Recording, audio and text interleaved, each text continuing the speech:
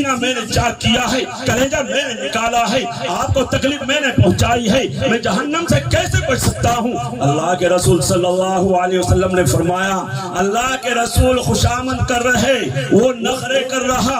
اللہ کے رسول صلی اللہ علیہ وسلم نے فرمایا، جا کر کے وحشی سے یہ کہہ دے کہ محمد کے کلمے کی برکت ہے کہ اللہ تیرے سارے گناہوں کو معاف کر دیں گے اور تیری مغفرت کر دیں گے۔ اللہ کون ہے؟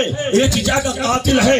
ارے کون ہے؟ چچا کا ناک کاٹنے والا، کان کاٹنے والا، سینہ چاک کرنے والا، کلیجہ نکالنے والا۔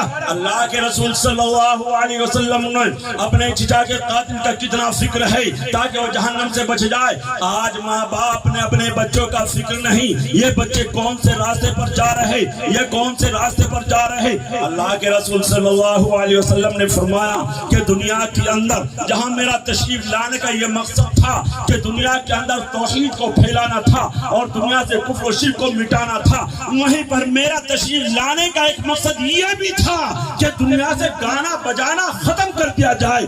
آج آپ کے نام لیوا، آپ کے امتی ارے گانا سن رہے، آپ کے مقصد کی مخالفت کر رہے۔ مسلمانوں پھر حالات کیسے نہیں آئیں گے؟ پھر تو حالات آئیں گے۔ اللہ کا قرآن کہہ رہا ہے وَمَا أَصَابَكُم مِّن مُّصِيبَةٍ فَبِمَا كَسَبَتْ أَيْدِيكُمْ وَيَعْفُو عَن كَثِيرٍ۔ لوگوں تمہارے اوپر جتنے حالات آ رہے ہیں اور جتنی پریشانیاں آ رہی ہیں اور جتنی مصیبت آ رہی ہیں، یہ سب تمہارے اپنے کرتوتوں کے نتائج ہیں، یہ سب تمہارے اپنے برے اعمال کے نتائج ہیں۔ تم نے اللہ کو ناراض کر رکھا ہے، زمین اور آسمان کے تیور بتلا رہے ہیں کہ تمہارا خدا تم سے روٹ چکا ہے تمہاری نافرمانیوں کی وجہ سے۔ اور جب ہم غور کرتے ہیں تو محسوس ہوتا ہے ہمارے سماج میں، ہمارے معاشرے میں کوئی گناہ ایسا نہیں ہے جو نہ پایا جاتا ہو۔ ارے جھوٹ ہم بولتے ہیں، غیبت ہم کرتے ہیں، چغلی ہم کھاتے ہیں، اگر کسی سے قرض لیا نہ دینے کا جذبہ ہمارا ہے،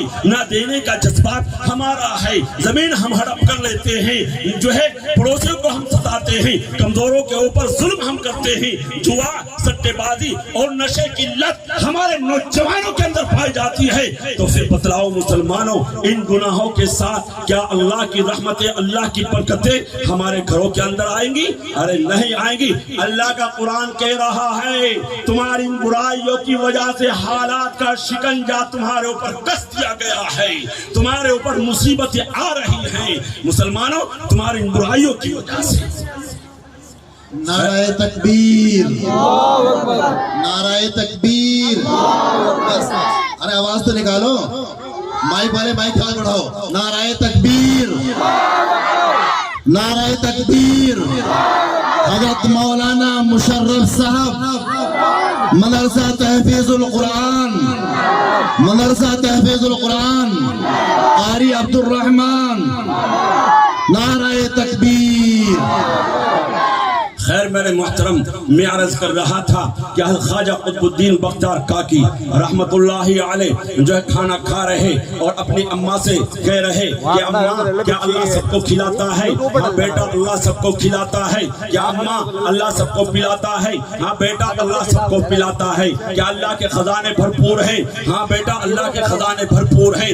ایک روز ایسا ہوا ماں کو کھانا بنانا یاد نہیں رہا، بچے کا آنے کا وقت ہوا، بچے کا آنے کا وقت ہوا، ماں پڑوس میں چلی جاتی ہے۔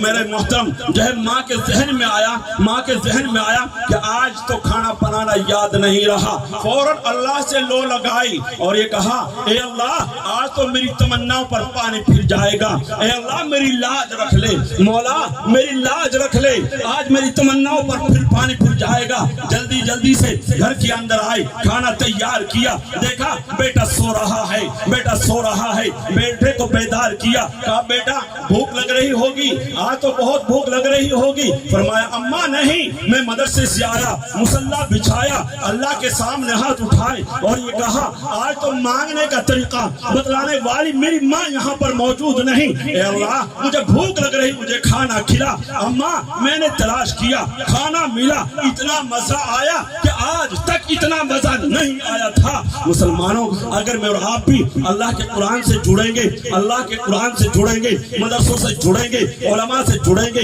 जमात से जुड़ेंगे, मस्जिद से जुड़ेंगे, नमाज से जुड़ेंगे, अल्लाह जन्नत के अंदर मुझे तुझे भी ऐसा खाना खिलाएंगे। मेरे मोहतरम, अपने घरों का माहौल बनाए। अब्दुल कादिर जिलानी महबूब सुबहानी रहमतुल्लाहि अलैह तकरीबन 13 या 14 साल की उम्र होती है, पढ़ने के लिए जाते हैं, रास्ते में डाका पड़ जाता है, एक डाकू मिल जाते हैं, डाका पड़ जाता है, ये बच्चे एक तरफ खड़े हैं, एक डाकू आया, कहा बेटा तेरे पास कुछ है? कहाँ है? क्या है? क्या 40 अशरफियां हैं? कहाँ हैं? ये बगल में सिली हुई है। कहा बेटा बताया क्यों? कहा कैसे ना बताता, चलते वक्त मेरी माँ ने मेरा जहन बनाया था कि बेटा कभी झूठ ना बोलना। वो डाकू अपने सरदार के पास लेकर के गया, सरदार जी मालूम कीजिए, मालूम किया, बेटा तेरे पास कुछ है? कि हाँ है। क्या है?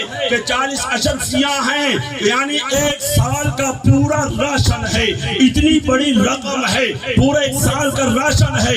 मालूम क्या? कहाँ है? कहा बगल में सिली हुई है। कहा बेटा बताया क्यों? कहा कैसे ना बताता, चलते वक्त मेरी माँ ने मेरा जहन बनाया था कि बेटा कभी झूठ ना बोलना। वो डाकू के सरदार के ऊपर ऐसा असर हुआ कि वो रोने लगा और ये कहा ए वाह, ये छोटा बच्चा अपनी माँ का फर्मा बरदार, हम इतने बड़े होकर के तेरी नाफरमानी कर रहे। मुसलमानों वहीं पर तो